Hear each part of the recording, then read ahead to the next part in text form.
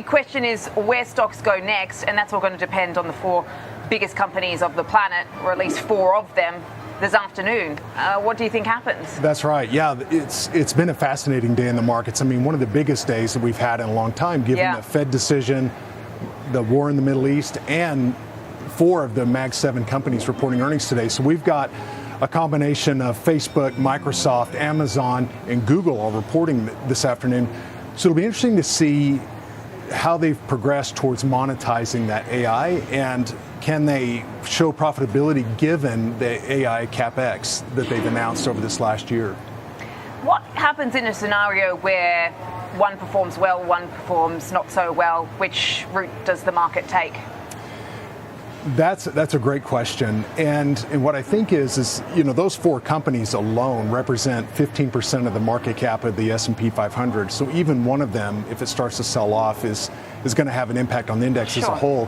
But I think what will end up happening is similar to like what we saw with search engines from the late 90s and early 2000s, that there's going to be some that come out as winners in this space.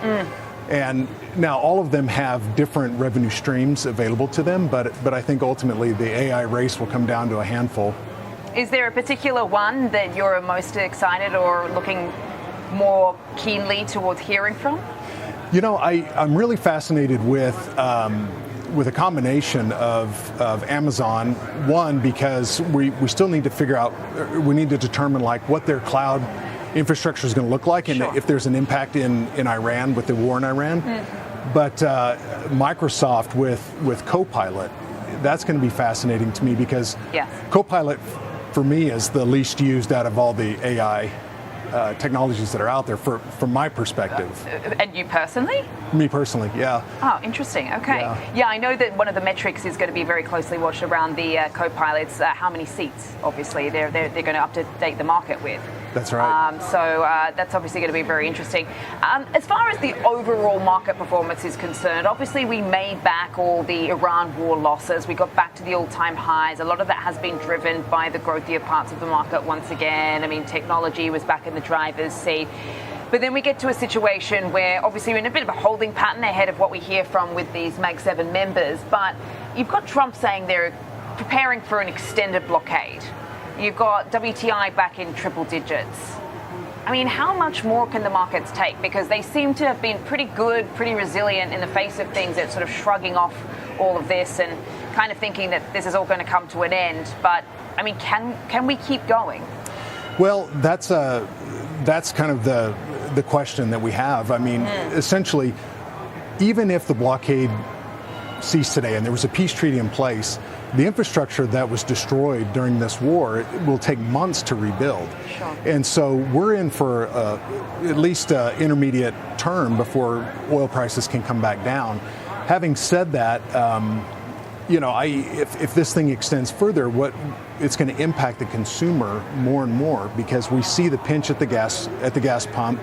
We're seeing higher oil prices bleed through the rest of the economy, and it will. I mean, everything is sort of dependent on energy, and so it'll continue to impact the U.S. economy. Is this going to be more of a sort of second half of the year type story, do you think, when we start to see that demand destruction? I mean, I was just speaking to that economist from KPMG. I mean, he seems to be in the camp that, while we will see some degree of demand destruction, he believes the next move from the Fed could be a hike because of the inflation headwinds, blowing towards this country. But I'm just wondering, because the earnings are holding up. I mean, as I mentioned earlier, Brian Nichols saying they're still going out and buying expensive frappuccinos, even though they're paying, $4.20 at the pump. Right. I mean, where is the disconnect here? Because we keep talking about the potential for the consumer to be impacted, but the earnings profile looks good. The fundamentals are holding up. We're talking about this productivity boom that's going to be, as Busch thinks, disinflationary, but everyone seems to think that's going to propel growth this year. Yeah, and I think that's the key is that it has to work its way through the system. Yeah. So we're seeing higher gas prices, but also the cost of consumer goods is going up, and we're seeing that reflected in the PPI metric earlier this month. CPI jumped, headline CPI jumped 1%, but it's all due to this higher energy prices. So in my mind, what's going to happen is we're going to have demand destruction over the next several months and quarters because of those higher prices, especially if we look at yesterday's Visa earnings call. Credit card usage is still elevated. So now you have consumers that have higher debt balances coupled with higher prices of goods. And what's that going to mean for markets? I mean, are we going to continue to see that dispersion between the AI companies once again pulling ahead while some of the more value type areas of the market get kind of left behind because of that? Because we came into 2026 with kind of like the opposite, this whole narrative around the optimism of this sort of broadening out theme and you know, the sort of the more cyclical kind of boring parts of the market actually performing quite well. Yeah, so in my mind, it's large cap tech is going to continue to be the wave of the future. The traditional value sectors, I think, will do well given the AI infrastructure build-out. So those sectors that are going to be responsible for that, like industrials, utilities, materials, all of those. In terms of consumer, you know, between consumer discretion and consumer staples will likely outperform versus consumer discretionary because of that inflation impact. But I think from my perspective, we have to get back to fundamentals and diversification between growth and value.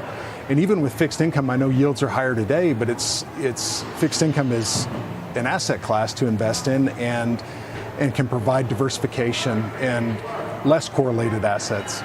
Yeah, for sure. I mean, it definitely creates a little bit of a buffer within the portfolio. So where are some of the opportunities you're looking at right now with so many moving parts, so many uncertainties? I mean, everyone keeps forgetting we're also in a midterm election year. Yes, we have that as well. So energy, industrials, materials, again, that AI infrastructure narrative, consumer staples versus discretionary, and then large cap tech, they're going to continue down this path of AI. And now it's up to them to monetize that technology and to monetize that CapEx spend essentially. Yeah, I mean, we'll get some signals and at least an update on that this afternoon. Really appreciate it. David, thanks so much for joining me around the desk today.